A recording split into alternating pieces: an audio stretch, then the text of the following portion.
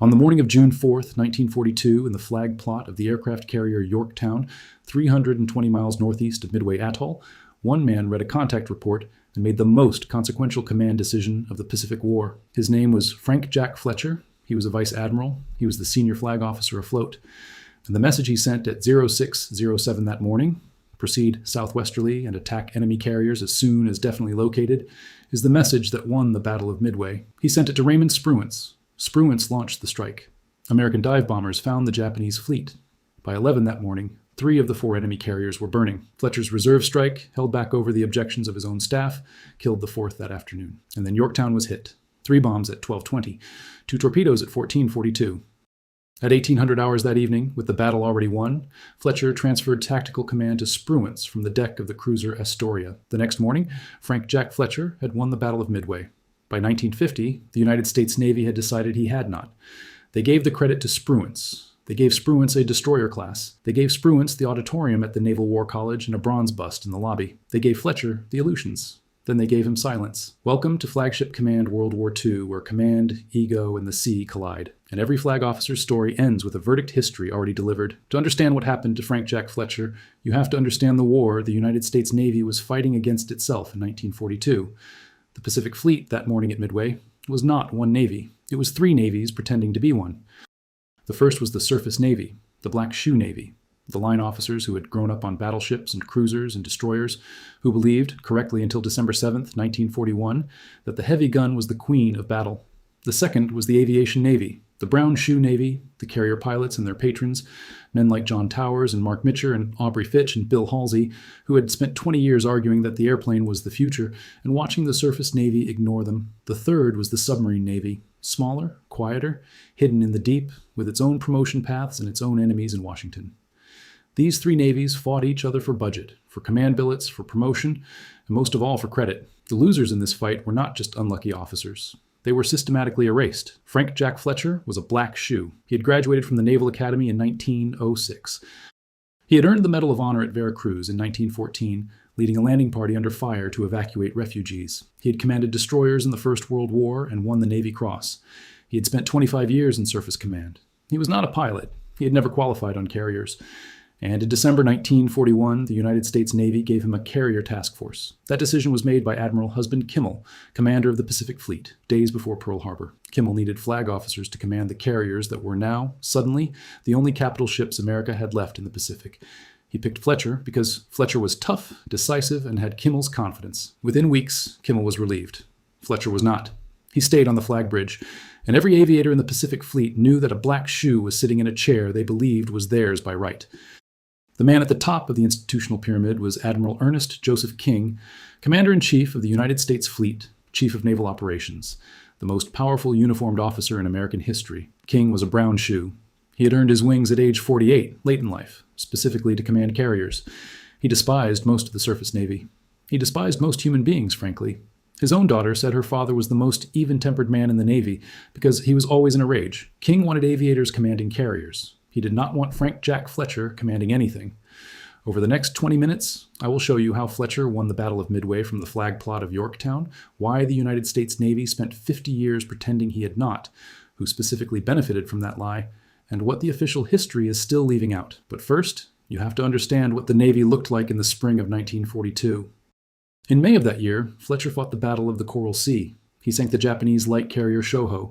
He damaged the fleet carrier Shokaku so badly she missed Midway entirely. He depleted the air group of Zuikaku so thoroughly that she also missed Midway. He turned back the Japanese invasion force aimed at Port Moresby, the first strategic Japanese reverse of the war, and he lost the carrier Lexington, sunk after gallant damage control could not contain the gasoline fumes from her ruptured fuel lines.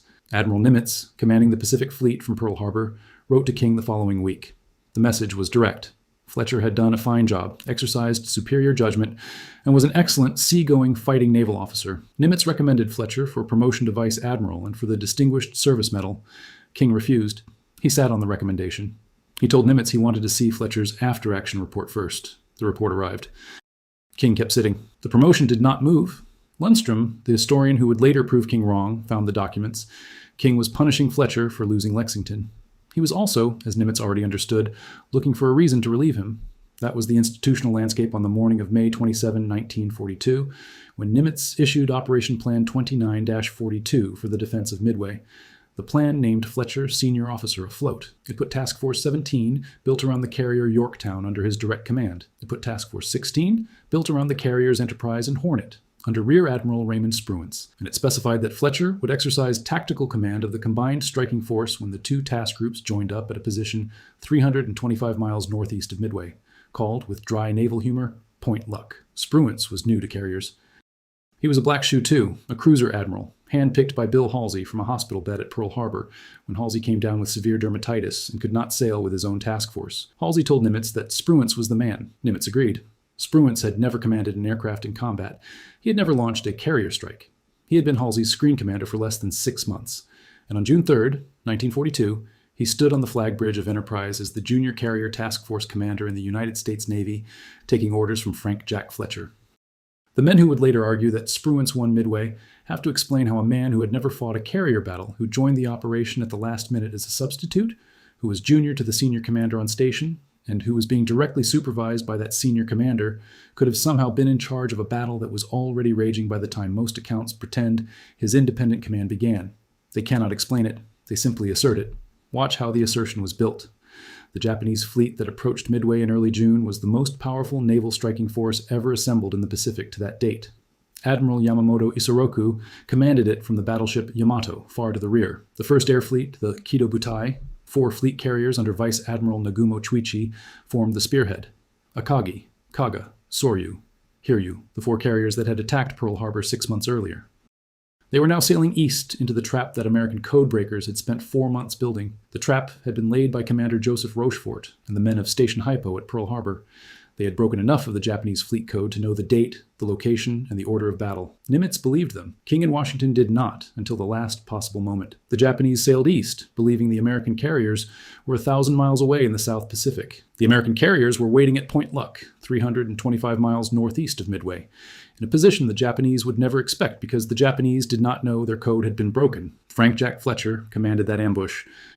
At 0420 on the morning of June 4th, before any Japanese aircraft had been sighted by the Midway-based search planes, Fletcher launched 10 dive bombers from Yorktown to fly a search pattern of 100 miles to the north and northwest. He did this on his own initiative. The Midway P-BY patrol planes were searching the southwestern arc, where the Japanese were expected to appear. Fletcher's hedge covered the arc, nobody else was watching. If the Japanese had broken Hypo's expectations and approached from the north, Fletcher would see them first. The aviators on Yorktown grumbled. The Black Shoe Admiral was wasting their dive bombers on a search mission. The Black Shoe Admiral knew exactly what he was doing. At 0534, a PBY from Midway, piloted by Lieutenant Howard 80, broke radio silence with a contact report. 1 Japanese carrier bearing 320 from Midway, distance 180 miles. 11 minutes later, a second PBY, piloted by Lieutenant William Chase, transmitted a fuller report. Many planes heading Midway, bearing 320, distance 150. At 0552, a third report consolidated the picture.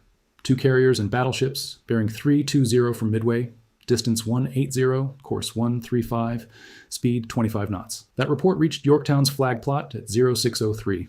Fletcher had 4 minutes to decide. He had an obvious problem. The Hypo intercepts had said the Japanese would bring 4 carriers.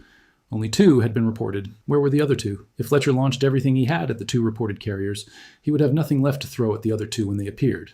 If he held everything back, the reported carriers would launch on Midway and possibly on his own task force. He chose to split the risk.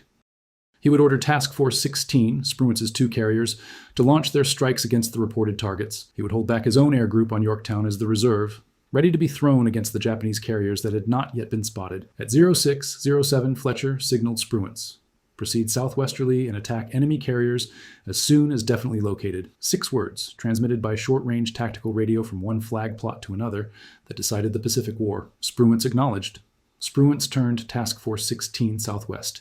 Spruance prepared his strike. 40 minutes later, on the advice of Halsey's Chief of Staff, Captain Miles Browning, Spruance ordered the Enterprise and Hornet air groups to launch at extreme range before the formation could be properly assembled.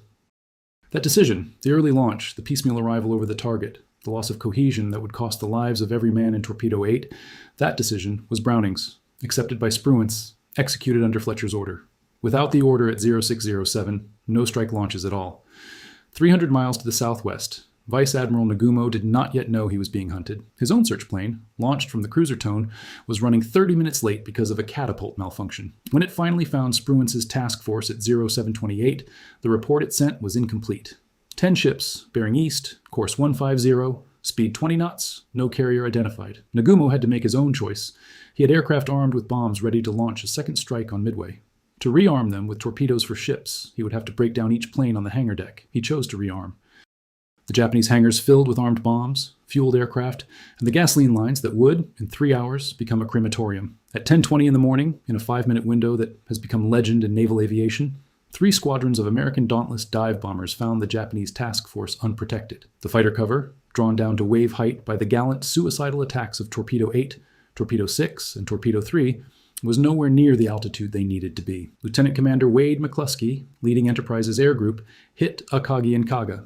Lieutenant Commander Maxwell Leslie, leading Yorktown's Bombing 3, hit Soryu. 3 of the 4 Japanese fleet carriers, the carriers that had attacked Pearl Harbor, the spine of the Imperial Japanese Navy, were burning out of control by 10:25. The strike that hit Soryu had launched from Yorktown at 10:30 in the morning. It launched because Frank Jack Fletcher, having held it back for 2 hours as his reserve, had decided at 9:50 that the moment was right to commit. He had made the search hedge. He had ordered the launch. He had held the reserve. He had committed it at the right moment. He was the officer in tactical command. The phrase officer in tactical command is not poetic. It is doctrinal. It means the man whose orders the rest of the force follows. From May 27th through 1800 hours on June 4th, that man was Fletcher. Quick moment. If this is changing how you see naval history, a like genuinely helps. The algorithm notices. Now back to Yorktown's flag plot. The 4th Japanese carrier, Hiryu, had escaped the morning strike because she had been operating slightly to the north of the other 3 when the dive bombers attacked. By 11:30, Hiryu had recovered her own surviving aircraft and launched a counterstrike. 18 Japanese dive bombers, escorted by 6 Zero fighters, came over Yorktown at 12:05. They hit Yorktown 3 times. 1 bomb went down the funnel, 1 detonated on the flight deck, 1 penetrated to the hangar. Yorktown's engineering crews, in a feat of damage control that has become legend in its own right, had her steaming again at 20 knots within an hour. Fletcher's flag was still flying, but Hiryu was not finished. At 14:40 in the afternoon, a second strike, 10 torpedo bombers escorted by 6 Zeros came over Yorktown. They hit her with 2 torpedoes on the port side. Yorktown immediately listed 23 degrees. Steam pressure failed. The rudder jammed. Captain Elliot Buckmaster on the bridge ordered the abandoned ship. The crew went over the side. Most would later be recovered. Yorktown drifted, dead in the water. Fletcher had transferred his flag from Yorktown after the first strike. He went to the cruiser Astoria. From Astoria's signal bridge, he could still see Yorktown burning. He could still issue orders. And before Yorktown's second strike, he had ordered Yorktown's own search aircraft into the air to find Hiryu. At 14:30, as Yorktown was being hit, one of those search aircraft, piloted by Lieutenant Sam Adams, found Hiryu. Adams transmitted the position. The position reached Spruance on Enterprise. Spruance launched the afternoon strike that killed Hiryu. 24 Dauntless dive bombers, including 10 that had survived the morning's Yorktown strike and now flew off Enterprise's deck because their own ship was sinking. They hit Hiryu with 4 bombs. She burned through the night. Her captain went down with her. The Kitobutai was finished. By the time Fletcher transferred tactical command to Spruance at 1800 hours that evening, the Battle of Midway was already won. 3 Japanese carriers were sunk or sinking. The 4th was a torch on the horizon. The Japanese striking force was retreating west under cover of darkness. The strategic balance of the Pacific War had shifted. Frank Jack Fletcher had been the officer in tactical command for every operational decision that produced that outcome. The launch order, the search hedge, the reserve commitment, the location of Hiryu, all of it. He handed command to Spruance with 1 signal. I will conform to your movements. Lundstrom, the historian who recovered the documentary record 50 years later, called that act selfless integrity and patriotism in action. Fletcher could have demanded that Spruance transfer to Astoria so the senior officer could keep tactical command. He did not. He had a damaged flagship, a sinking carrier under his flag, and a crew to evacuate. He stepped aside and let Spruance run the chase. The next morning, Spruance, now in tactical command, made his own celebrated decision. He turned east during the night to avoid a possible surface engagement with Yamamoto's heavy ships, the battleships and cruisers, steaming east from the main body to find him. Post-war Japanese records confirmed that Yamamoto had indeed sent a surface force east, specifically hoping for a night engagement. Spruance's caution was correct. That decision was his. But the morning of June 4th was not his. It was Fletcher's. The documents say so. The action reports filed within days by every captain in both task forces say so. The Yorktown action report says so explicitly. On the morning of June 4th, 1942, Yorktown was a part of Task Force 17 Pacific Fleet, under the direct command of Rear Admiral Frank Jack Fletcher, Commander Task Force 17. The Enterprise Action Report records the 0607 order. The CINCPAC dispatch traffic records the operation plan. The radio logs record the signals. There is no version of the documentary record in which Fletcher was not the officer in tactical command at the moment the battle was won. So how did the United States Navy come to forget that? Here's the part the official history leaves out. In April of 1942, before Coral Sea, before Midway, a Harvard professor named Samuel Eliot Morison wrote a letter to President Roosevelt. Morison wanted to be commissioned as a Naval Reserve officer for the specific purpose of writing the official history of the Navy's war. Roosevelt agreed. Morison was commissioned a lieutenant commander. He sailed on Atlantic convoys. He sailed on Pacific operations. After the war, he produced a 15-volume series called The History of United States Naval Operations in World War II. Volume 3 came out in 1948. Volume 4, covering Midway, in 1949. Volume 5, covering Guadalcanal, in 1950.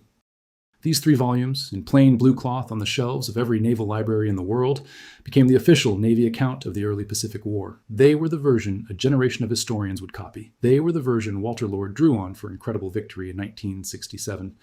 They were this version Gordon Prange drew on for Miracle at Midway in 1982. They were the version that the Hollywood film Midway in 1976 committed to the public memory. In all 3 volumes, Frank Jack Fletcher was portrayed as cautious, hesitant, and obsessed with refueling his destroyers. The decisions were credited to others. The credit for Midway, when it was assigned to Spruance. The pattern was laid down so deeply that for 50 years, professional naval historians repeated it without checking the underlying sources. Morison never interviewed Frank Jack Fletcher. Morison made the decision not to interview Fletcher. He drew his negative portrait of Fletcher from interested parties, chiefly aviators, the brown shoe officers who resented Black Shoe Carrier Command, and from the post-war Naval War College analyses by Captain Richard Bates, written in 1947, which used heavy hindsight reasoning. Fletcher had no opportunity to respond. The reason Fletcher did not give Morison his side of the story is a detail the popular narrative has erased. Fletcher's personal papers and command records were largely lost in combat. The records of his flagship Yorktown went down with Yorktown on June 7, 1942. The records he had been keeping aboard the carrier Saratoga, his next flagship, were left behind when he was relieved in October 1942.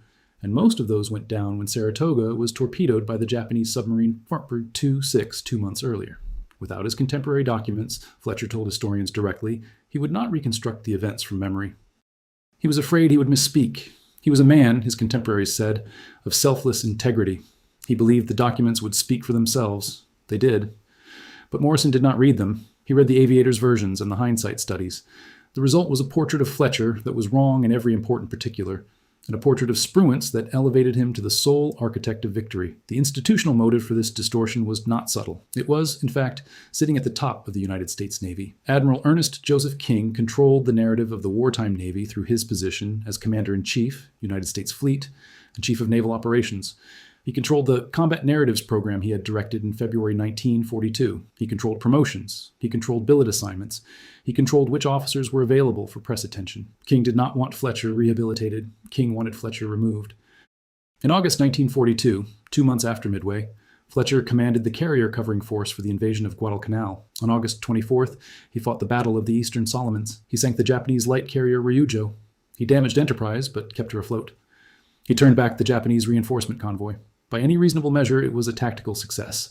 King decided it was insufficient. King wanted Fletcher to have pursued the Japanese fleet through the night. Fletcher had detached the carrier Wasp the day before to refuel, on the basis of intelligence that placed the Japanese carriers 1,000 miles away, intelligence that turned out to be wrong. The intelligence failure was not Fletcher's. The pursuit decision had been Fletcher's, and it had been doctrinally correct. King did not care. A week later, on August 31st, the Japanese submarine Y-26 put a torpedo into the carrier Saratoga, Fletcher's flagship. The torpedo did not sink the ship. It did, however, throw Fletcher across the flag plot and lacerate his head. He was briefly knocked unconscious. He returned to Pearl Harbor with Saratoga for repairs. He never held another combat command. King had his pretext. Nimitz, who had defended Fletcher through Coral Sea and Midway, did not fight for him this time. The aviator faction had its opening. The institutional decision had already been made. In November 1942, King engineered Fletcher's reassignment to the 13th Naval District, headquartered in Seattle with additional command of the Northwestern Sea Frontier. This was a backwater. Fletcher would never command a carrier task force again. When the Northwestern Sea Frontier was abolished in April 1944, Fletcher was given command of the Alaskan Sea Frontier, the North Pacific Force, and eventually the North Pacific Ocean area. He spent the rest of the war in the Aleutians, conducting bombardments of the Kuril Islands that, as Morison himself would write in Volume 7 of his official history, did no significant damage to anything. The first naval bombardment of the Kuriles on February 4, 1944. The first penetration of the Sea of Okhotsk by an American surface force on March 3, 1945. Capable, even bold work. None of it on the cover of Time magazine. None of it on the path to a fleet command. King had won. When Fletcher returned to Washington in December 1945, he was given the General Board, an advisory body for retired admirals. He retired with the rank of full admiral on May 1, 1947, a tombstone promotion based on his combat awards. He went home to Maryland. He did not write a memoir. He did not give interviews. He told a fellow admiral, in a private letter that survives in the Frank Jack Fletcher papers at the American Heritage Center at the University of Wyoming, that he had done his duty and would let the documents speak when historians cared enough to look. He died at Bethesda Naval Hospital on April 25, 1973, at the age of 87. He was buried at Arlington National Cemetery. The official Navy press release at the time identified him as a hero of the Battle of Coral Sea. It did not mention Midway. This is what the United States Navy decided about Frank Jack Fletcher. He had won the most important naval battle in American history, and the official Navy could not bring itself in his obituary to say so. Compare what the Navy did for Raymond Spruance. Spruance went on to command the Fifth Fleet through the Marshalls, the Marianas, Iwo Jima, and Okinawa. He was promoted to full admiral in February 1944. He served as president of the Naval War College from 1946 to 1948. He was appointed ambassador to the Philippines from 1952 to 1955. The Naval War College Auditorium, built in 1972, was named Spruance Hall. His bronze bust stands in the lobby.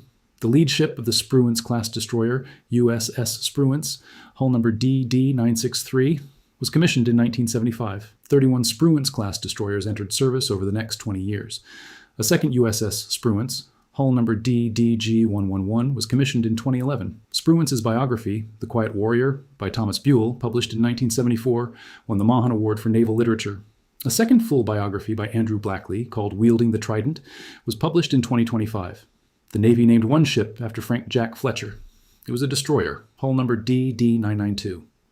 It was, with breathtaking institutional irony, a Spruance-class destroyer. There was an earlier USS Fletcher, hull number DD-445, but that ship was named for Frank Friday Fletcher, Frank Jack's uncle, the admiral who commanded at Veracruz in 1914, the operation in which Frank Jack himself had won the Medal of Honor as a young lieutenant. Frank Jack Fletcher's only namesake warship was thus a hand-me-down, a Spruance-class hull bearing the family name his uncle had also worn. The literal architecture of memory, the bronze, the brass, the painted hull numbers, tilts so far towards Spruance that you can see the lean in the Navy's official photographs. This is the institutional verdict. Every decision was shaped by men with reasons to want a particular outcome. Morison wrote this version his aviator informants told him. King engineered the exile that kept Fletcher out of the news. Halsey's 1947 memoir made casual swipes at Fletcher that carried Halsey's prestige. Spruance refused to write a memoir at all, and went to his grave acknowledging Fletcher had been his commander, a courtesy his admirers ignored. The aviator faction got the carriers, the credit, and the destroyer classes. The Black Shoe Admiral who had won the battle with their planes got Alaska. What changed was a librarian. John Lundstrom was the curator of history at the Milwaukee Public Museum. He was not a Navy man. He was not a defense contractor. He had no institutional axe to grind. He had a passion for early Pacific War aviation. In 1984, he published the first team, the definitive squadron-level history of American carrier fighter operations, from Pearl Harbor through Midway. He had read every action report. He had interviewed every surviving pilot he could find.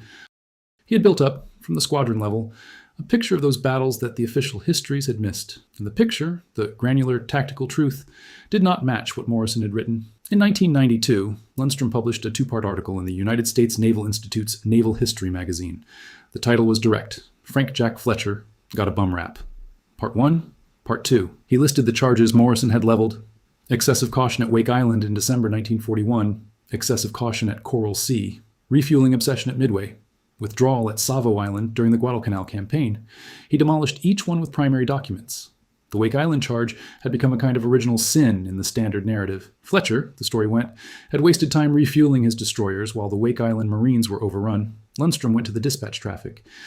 Fletcher's task force had been tied to the slow oiler Neches, capable of barely 12 3/4 knots. The recall order had come from the acting commander of the Pacific Fleet, Vice Admiral William Pye, not from Fletcher. Vice Admiral Vincent Murphy, the senior planner in the Pearl Harbor War Room at the time, told Lundstrom directly that the standard story was, in his words, not even a reasonable facsimile of history. The failure to relieve Wake had been about Japanese fleet carriers in the area, not about American refueling. The Coral Sea charge was equally weak. Fletcher had achieved every strategic objective set for him. Port Moresby was saved. Shoho was sunk. Shokaku was damaged out of the war for 2 months. Zuikaku's air group was so depleted, she was effectively non-operational at Midway. The cost was Lexington and the destroyer Sims and the oiler Neosho. The exchange ratio favored the United States. Captain Richard Bates, writing his post-war Naval War College analysis in 1947, criticized Fletcher's tactics with the benefit of 5 years of hindsight, an information Fletcher had not had at the time. Lundstrom showed, line by line, that Bates had constructed a counterfactual rather than a historical analysis. The Savo Island charge, which had attached to Fletcher because he had withdrawn his carriers from the Guadalcanal landing area on the evening before the worst surface defeat in American naval history, also collapsed under documentary examination. Fletcher's withdrawal had been based on legitimate fuel concerns confirmed by the destroyer logs, on Rear Admiral Turner's failure to communicate his unloading delays, and on doctrinally sound carrier hit and run principles. The man whose force had been mauled at Savo was Rear Admiral Crutchley, the British officer, commanding the surface screen, in conjunction with Turner. Fletcher's carriers had not been there because Fletcher had not been ordered to keep them there past the planned withdrawal time, which had passed. Lundstrom named the documents. He cited the page numbers. He let the dispatch traffic speak. The reaction was furious. Morison's grandson sent a scathing letter to the editor. Naval aviator veterans who had built their careers on the standard narrative pushed back, but Lundstrom kept working. In 2006, after 14 years of additional research, he published Black Shoe Carrier Admiral, a 638-page biography of Frank Jack Fletcher at Coral Sea, Midway, and Guadalcanal. It used the Fletcher papers at the American Heritage Center. It used Japanese records. It used ship's logs and war diaries and radio messages. It used interviews with the surviving members of Fletcher's staffs. The book was endorsed by every serious naval historian who reviewed it. Evan Thomas wrote that Lundstrom had turned around half a century of conventional wisdom and proved that Frank Jack Fletcher deserved to be remembered as a hero and not a goat. The book did not become a bestseller. The film rights were not sold. The Naval War College Auditorium was not renamed, but the historiographical consensus shifted, slowly, decisively, and irreversibly. Today, the official position of the Naval History and Heritage Command, the Navy's own history office, treats Fletcher as the officer in tactical command who made the key decisions of June 4th. Rear Admiral Samuel Cox, the current director of the command, has written explicitly in his official H. Graham series that Fletcher held back Yorktown's scout bomber squadron as a reserve, that the morning's victory was already won under Fletcher's direction, and that the transfer of command at 1800 was a graceful response to the loss of Yorktown rather than an admission that the battle had been Spruance's all along. The Naval War College Review has published essays acknowledging Fletcher's command. Craig Simons, professor emeritus at the United States Naval Academy, wrote in his 2011 book, The Battle of Midway, that Fletcher and Spruance were essentially co-equal partners in the victory, with no jealous animosity between them, and that Fletcher's remarkable ability to trust his junior officers and his lack of ego at the crucial moments at Midway are why the battle was won. Jonathan Parshall and Anthony Tully, in their 2005 book Shattered Sword, the definitive Japanese side history of the battle, used Japanese records to confirm that Fletcher's morning order to Spruance triggered the dive bomber strike that broke the Kido Butai. Even the Japanese testimony, when you read it carefully, undercuts the popular American story. The United States Strategic Bombing Survey interrogated Japanese flag officers and senior pilots in Tokyo in October and November 1945. Captain Aoki, who had commanded Akagi, Commander Genda, the air operations officer of the 1st Air Fleet, Captain Ohara, executive officer of Soryu, Captain Amagi, air officer of Kaga. None of them, in the surviving transcripts, identified Spruance personally as the American commander they had faced at Midway. They referred to the United States carriers and the United States commander generically. The Japanese had not known which American admiral was running the trap. They had only known they had been trapped. Genda, asked specifically about the moment the dive bombers appeared overhead at 10:20 in the morning, described it as the moment when the Japanese fleet realized that someone, on the American side, had read the operational picture more accurately than Yamamoto's planners had thought possible. He did not name that someone. He could not have named him. The Japanese did not learn until well after the war that the American officer who had positioned the trap and ordered its execution was a black shoe vice admiral named Frank Jack Fletcher. The popular story that Spruance personally outwitted Nagumo is, in the Japanese sources, almost completely absent. Nagumo did not know who had killed his fleet. He only knew by the evening of June 4th that his fleet was dead. There is a moment in modern American military history that mirrors what happened to Frank Jack Fletcher with disturbing precision. In March 2020, Captain Brett Crozier, commanding officer of the aircraft carrier Theodore Roosevelt, sent a letter through informal Navy channels, warning that an outbreak of coronavirus aboard his ship threatened the lives of his crew. The letter was leaked. The Navy relieved Crozier within days.